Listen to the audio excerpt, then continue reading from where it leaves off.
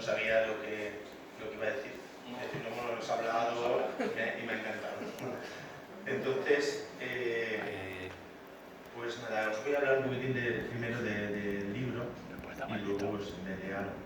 El libro ganó un premio en el 2017 de la revista Barcarola, como ha dicho Chimo.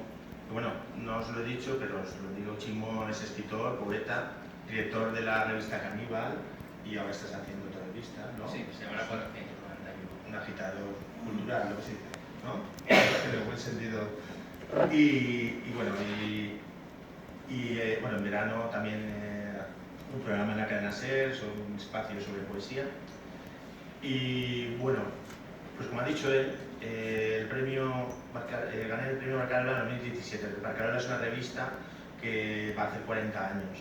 Es una revista muy importante de poesía, de narración, también de arte. Y es la típica revista esta, que es un tocho de revista, muy bonita, muy estéticamente. Y bueno, yo en mi vida hubiera querido ganar este premio por el jurado que había también. Pero es gracioso, como anécdota diré, que cuando tenía 17, 18 años, 19, 20 años, yo mandaba poemas a Barcarola y no me hacían ningún caso. No me van a publicar nunca nada, aunque lo que mandaba no era para publicar. Lo ilusionado mandaba lo primero que escribía allí. Y luego, como dije cuando me entraron el premio, pues bueno, me vengué ganando el premio y se cerró el círculo. Y se lo dije cariñosamente, y claro, me he vengado pues, a los 56. Para los mismos poemas. No, había mejorado. Evidentemente, con lo que mandaba había mejorado. Y luego, pues, eso, pues, luego el libro, a veces, últimamente yo salgo el libro por año y la gente pues me dice, ¿crees mucho? Pero es que yo el otro día, precisamente tomando unas notas sobre esto, vi una plaquette que publiqué, una lectura que hice en el Corte Inglés en el 2008, y en el 2008 estaban los primeros poemas de este libro. Es decir, que en 2008 sale en 2017 y posteriormente a publicarse aún le añadí un poema nuevo. Es decir, sí, a veces surge, a veces los libros salen como una ristra, pero antes ha habido ahí un trabajo de muchos años que hubo por lo menos 9 años que no publiqué nada, ¿no? Entonces, es una impresión de que sale mucho, pero esto quizás es el trabajo de mucho tiempo atrás, igual que los libros próximos que salgan, son trabajo de hace incluso 4 o 5 años. Uno de relatos que estoy haciendo tiene relatos de hace 4 o 5 años. Es decir, que yo mismo me he sorprendido cuando he visto esto, porque no tienes tampoco esa consciencia de que hay un trabajo constante sobre el libro. Y este libro surgió primero, la primera idea se iba a llamar La vida secreta. Porque, de hecho, cuando publiqué aquella plaquette se llamaba La vida secreta, porque el corazón del libro era la idea yo no estoy, sigo, pero en ese momento de mi vida me da la impresión de que todos llevamos una vida secreta, nos estamos llenos de disfraces para vivir, para sobrevivir, para trabajar, para movernos. Estamos llenos de corazas, de disfraces, y es muchas veces te sientes ahogado y no puedes ser tú mismo. Entonces, yo siempre he sostenido que uno tiene que tener una vida secreta para ti mismo, pero la vida secreta se ha convertido en todo. Todos somos como secretos. Yo creo que no nos mostramos como somos. Entonces, en aquella idea surgió los primeros poemas. Lo que pasa es que llegaba un momento que esa idea como que ya no me daba para más, no sabía, y ahí se fueron añadiendo poemas que llevan un mismo tono, que hablaban pues, de la amistad, de mi madre, del amor, que se mantenían en contacto con esa idea, pero no era exactamente esa idea. Y ahí sí se fue esa suma Sin noticias de Lilliput. Sin noticias de Lilliput solo sale en el título de un poema, no sale nada. Y no es Lilliput. Lilliput es una metáfora, es el país quizá de la juventud, de los sueños, de la inocencia, donde somos nosotros mismos, idea que tengo yo vi una película, no una novela, era una película que hablaba que era de Lilliput, y a mí me resultaba mágico ver los hombres pequeñitos. Entonces, ahí en la tele, ¿no? Me acuerdo de eso. Y esa idea mágica representa Lilliput. Entonces, quizá Lilliput es, si no tienes Lilliput, es un viaje. Es el viaje de un hombre, que puedo ser yo o no puedo ser, un personaje, a veces soy yo, otras veces no, pero cuando todos ya luego miran ahí con lupa para ver.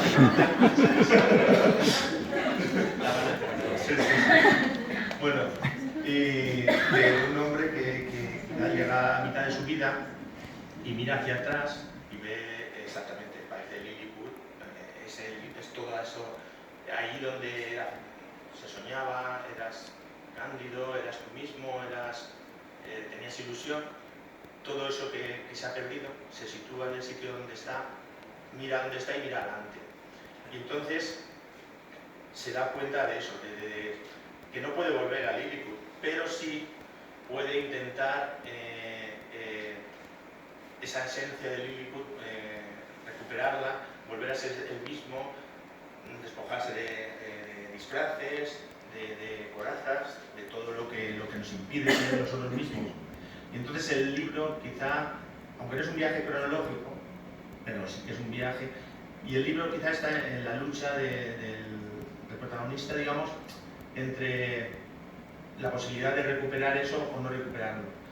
Y quizá el final es un poco agridulce porque, bueno, quizá a veces puedes ser tú mismo, puedes librarte de todas esas máscaras que tienes para vivir y que son necesarias para vivir, pero también se enfrenta con la cobardía de que tenemos de desnudarnos, de ser nosotros mismos, porque tenemos miedo y no podemos, si queremos en este mundo sobrevivir, a veces quitarte todo lo que te pones encima.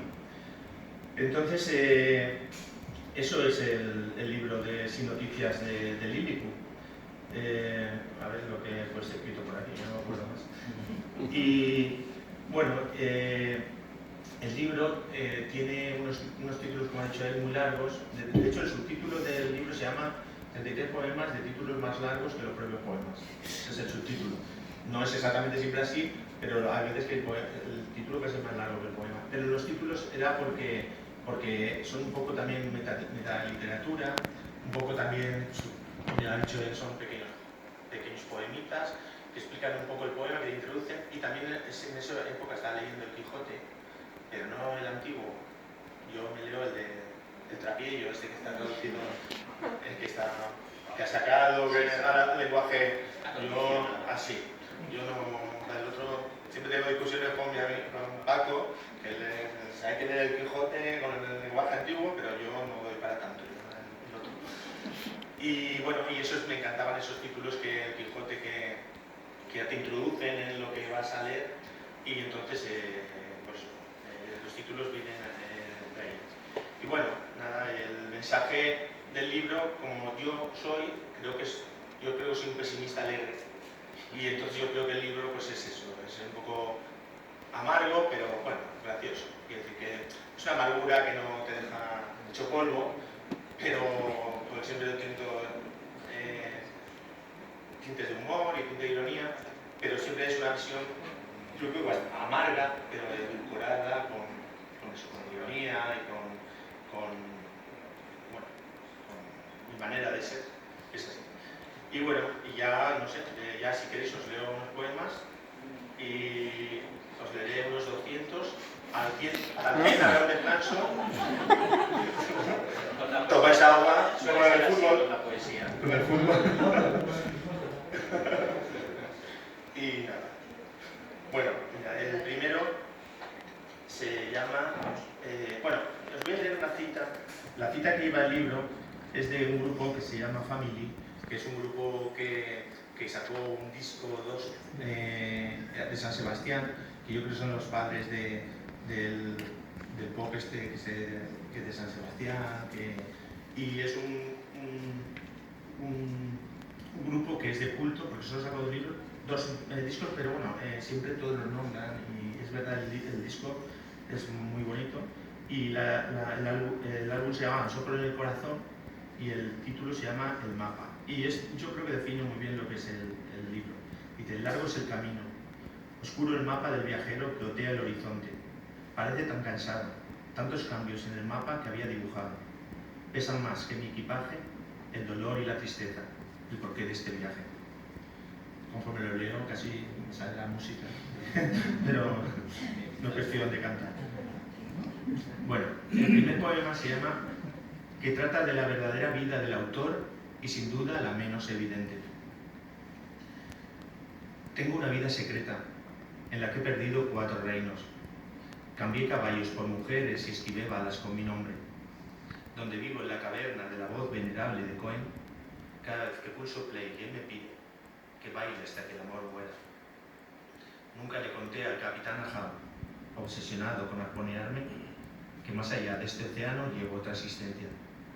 No les diré a mis enemigos, afilados como arpones, que en mi vida verdadera soy la ballena del libro. Este poema es un poema de amistad, es un poema a los amigos. Se llama Sobre unas petunias que no podrán ser reemplazadas por otras petunias. Nosotros no. No cedíamos. No escuchábamos a quien decía que la vida era dura y daba golpes, y que cuanto más pronto lo aprendiéramos, mejor. Aún quedaba domingo. Todavía teníamos un huerto en el que tumbarnos al amparo de una arrolladora luz marina. Tiempo de cortar petunias, no de plantarlas. Y desafiantes pisábamos la hierba. La única premisa era no ofrecer a nadie el veneno que no deseábamos para nuestras copas. Y ya vendrían los días en que, agachando la cabeza, saludaríamos el paso del rey. Y llegarían el lunes y el martes, y el miércoles y el jueves también. Pero aún no resistíamos. Todavía no. Así que jugamos y a los gusanos les ganamos las manzanas que pudimos. Era domingo y demasiado pronto para darnos por cautivos y desarmados. A ver.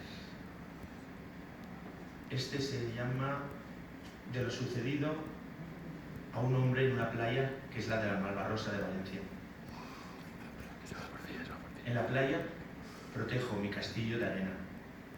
Con un rastrillo alejo a los cangrejos ermitaños que insisten en asaltar las murallas.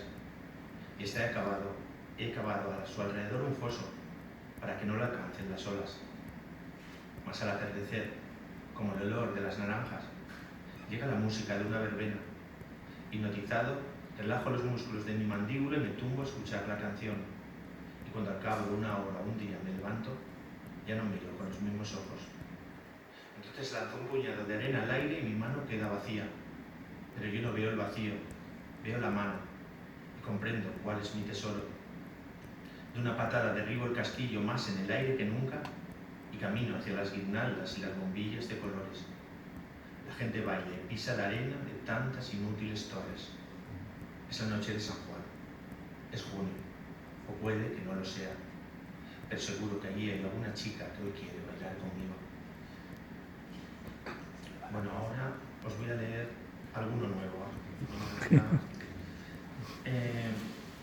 Estoy haciendo un libro que se llama, bueno, no tengo prácticamente acabado, pero bueno, estoy reescribiendo como siempre, me da 1000 vueltas.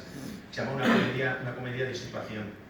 Una comedia de situación es un libro pues, de escenas cotidianas, como son las escenas de situación americana, sitcom, y entonces, bueno, pues es cosas que me van pasando, cotidianas. Y luego en el libro hay 6 poemas, que cada uno está dedicado a uno de los miembros de Friends. Porque la comedia de situación que jugamos de excelencia es Friends. Entonces, no lo estoy haciendo, y bueno, os he traído algunos que creo que son divertidos. Y bueno, este está dedicado a la primera meada de la mañana. Se llama Chatarra. La primera orina del día surge como si nada. Repiquetea en el inodoro o hace música con el agua. Desperdicios del día anterior. Desechos que mi cuerpo no quiere. Miro hacia abajo y deseo que fluya la ira que amontono. Un torrente de voces y gritos, de diarias ruinas circulares. pero solo diviso una elipse de caliente y humeante líquido. En el silencio casi nocturno de esta casa que aún despierta, soy un hombre europeo de mediana edad que mea, habitado por el ruido. Tengo el corazón lleno de chatarra, aunque sanos los riñones.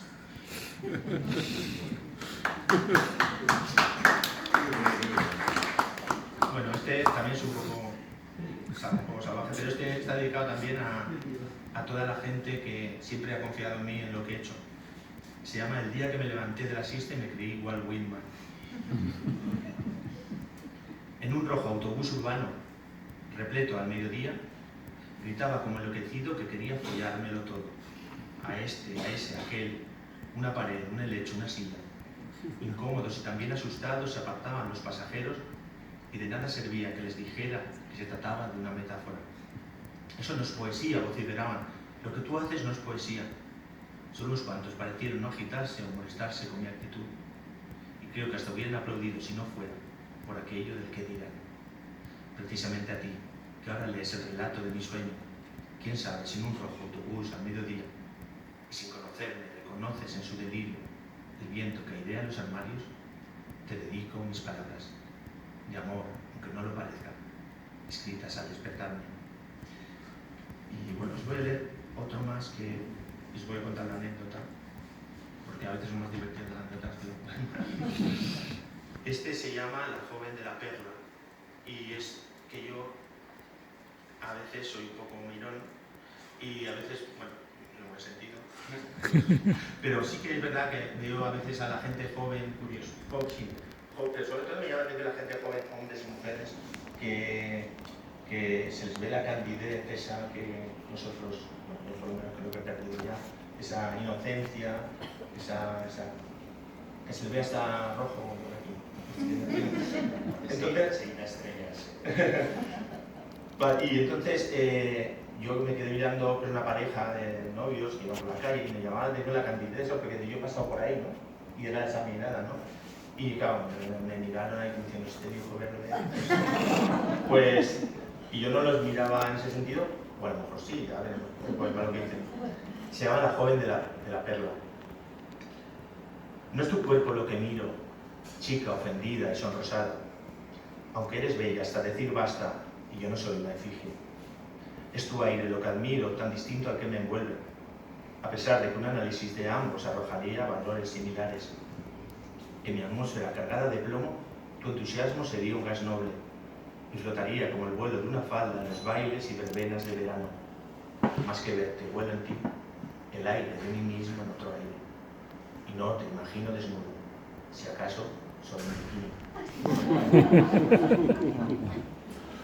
Bueno, y volvemos al libro después de este lapsus y con lo que escribías tú, ¿vale? Jesús escribía cuando dio una cosa en Facebook que hablaba sobre un beso que no se dio con Neto y bueno, algo tiene que ver con todo eso.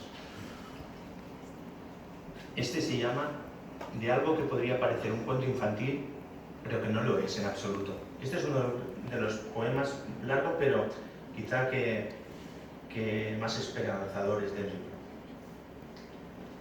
Ayer tuve un sueño extraño que extrañamente recuerdo. En él atravesaba un alambre con una pértiga en las manos, y ese insignificante hilo sobre las pistas de un circo sostenía mis muebles y cosas, mis amores y amigos, ese querido olor a casa que se nos prende a la ropa. El viento, que me empujaba hacia un lado con peligro, me traía la turbia idea de arrojarme a la red, de unirme a la gente que ahí abajo, sonrosada, miraba mientras comía palomitas. Personas que se juraron no repetir en la vida más de 3 veces ciertas palabras, pero lo hicieron por unos pistachos y un sombrero para el sol. Esa tarde, al salir del circo, fui al jardín botánico. Allá miré rosas que parecían claveles y árboles exóticos. Me deleité con el esbelto silencio de los nenúfares, roto por paseantes que murmuraban sobre mí. Más bien, sobre mi curiosa manera de andar. Fue cuando reparé en que de forma natural, a cada paso, llevaba un pie al centro y lo alineaba con el otro, y que el más amplio camino sería un alambre si no pronunciaba sumisión y olvido. Algunos me gritaban exaltados que parecía una sombra, otros que un extraño bailarín. equilibrista, les aclaraba yo con orgullo, y viendo lo horrible de sus sombreros me alegraba de vivir en la cuerda floja.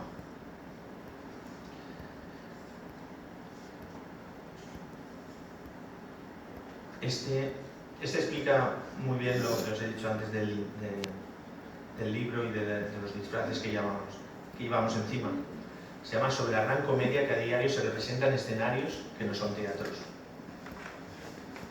Hay noches que en un arrebato le prometes que terminarás con esa farsa, que se acabaron las turbias citas clandestinas y vas a confesar al mundo lo vuestro. No me importa lo que digan, le repites, con la convicción de que no mientes, hasta que oyes los rugidos de tu estómago y ves la prosa estricta de las facturas, y miras la cara de los tuyos y percibes la cobardía de tu naturaleza.